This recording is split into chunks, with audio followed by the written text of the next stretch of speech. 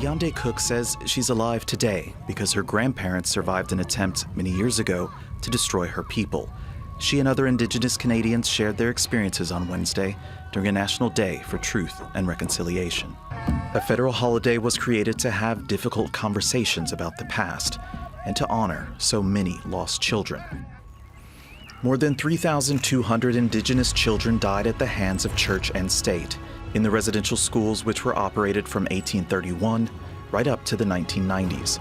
Last week, Canada's Catholic bishops apologized for their role in the system for the physical and sexual abuse.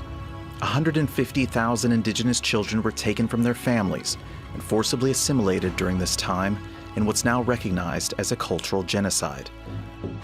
Prime Minister Justin Trudeau urged all Canadians to reflect on the evil done in the past. But where the story goes next is up to the people. Indigenous women and girls face a higher risk of being murdered or going missing.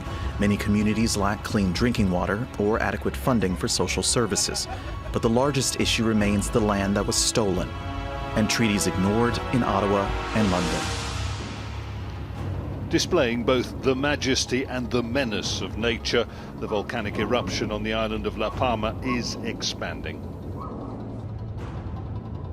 2 new vents have opened up, adding to the river of lava flowing to the sea.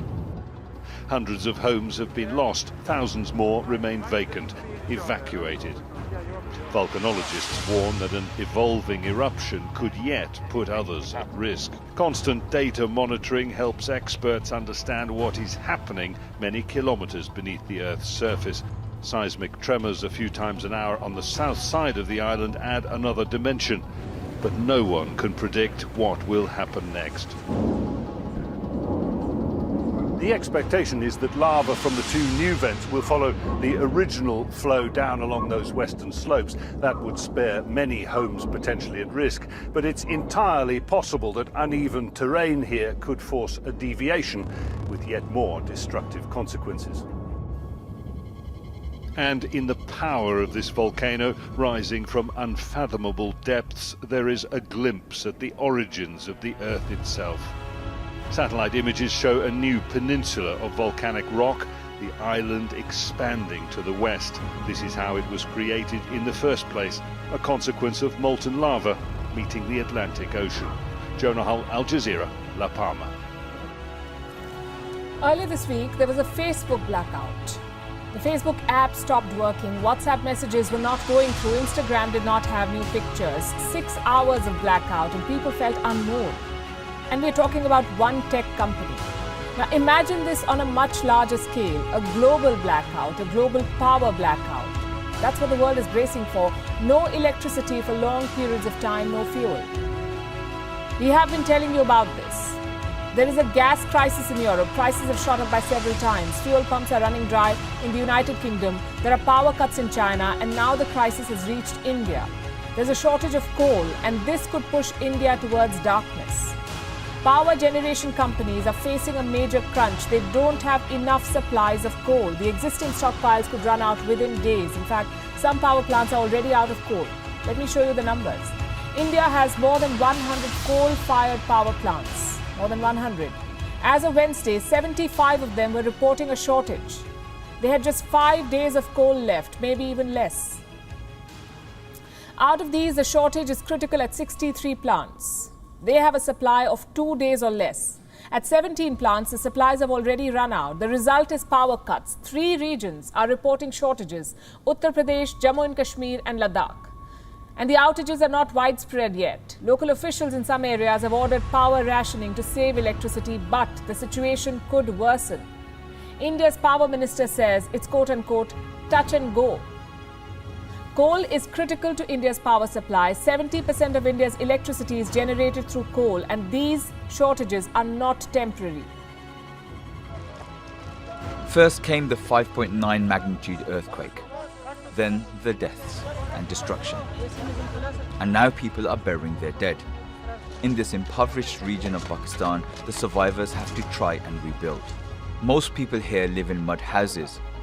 Many of them were unable to withstand the force of the earthquake and collapsed as those inside were asleep. Prime Minister Imran Khan has sent his condolences and promised aid and compensation for those affected, but some say they are still in need of help. We haven't received any help from anyone, nor any of the government officials have visited. We are in extreme distress and are in dire need of help living under open skies after our mud-built homes were completely collapsed. I'm a poor lady with 4 kids. Despite the fact that I did my master's, I'm unemployed, and that's why I'm worried about how I'll be able to rebuild my house as winter is approaching and I'm penniless. Some of the country's poorest people live in the region's small villages, and they will need the most help in the days, weeks and months ahead. They were on the move from Bosnia to Croatia, hoping to make a better life across the border in the EU. But this is what met the migrants before they were forced back to Bosnia. The video was released as part of an investigation into the treatment and systematic pushback of migrants along Croatia's 1,000-kilometre border. The migrants, mostly from Afghanistan and Pakistan, showed the marks from their violent encounters. They say they were accosted by 16 people who brutally beat them and put them into a windowless van. They were driven back into Bosnia. Croatian authorities deny involvement and say they are investigating the incident. Rights groups estimate there are currently around 10,000 migrants in Bosnia. Many are in government-run camps, others sleep where they can, from abandoned buildings to the streets. Many have spent months or even years attempting to cross the border from the northwestern part of the country, an effort they refer to as the game. And despite the brutal beatings, say they'll keep trying. With unrelenting rain since the start of October, SHANXI is said to be experiencing the worst autumn flooding in history, resulting in the destruction of dams, rail lines and highways. There have been multiple landslides, and the Fenhe River, a tributary of the Yellow River, has recorded its most powerful flood peak in 57 years. Emergency teams, helped by heavy equipment, have been racing to shore up defences to prevent more flooding. But already thousands of hectares of farmland have been inundated, 19,000 homes destroyed, and 120,000 people evacuated. Considered the birthplace of Chinese civilization, SHANXI is rich in culturally important sites and relics, with many now said to be at risk. SHANXI is also an important coal-producing province, and there have been fears these storms could worsen China's shortage of coal, which has resulted in power outages across the country. These floods come less than 3 months after rains and flooding in neighbouring Henan province killed more than 300 people. Again, rainfall records were broken across the province, with the provincial capital experiencing 200 millimetres of rain in a single hour. Back in SHANXI province, millions of dollars and much-needed relief supplies have been provided for people affected by these floods. The UN has been spearheading a large humanitarian operation in the 2 months since the Taliban took over Afghanistan. 3.8 million people have received food supplies in that period. But aid alone will not help, as the country's entire economy is now at the risk of collapse. The UN Secretary-General Antonio Guterres says the situation is very urgent. 2 men call, speaking Spanish. They're Cubans, they say. They don't want to be filmed by us, but they're somewhere in the forest, scared and hungry. Food packed, Osoleni Foundation goes to meet them. The refugee charity does this any time, day or night. They also document the pushbacks they see at the Polish-Belarus border, like this Kurdish family, returned across the border in a police truck, despite allegedly wanting to apply for asylum.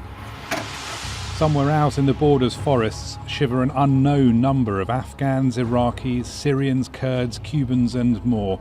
They're trapped out in the cold between 2 countries that don't want them. Now this is interesting, have a look.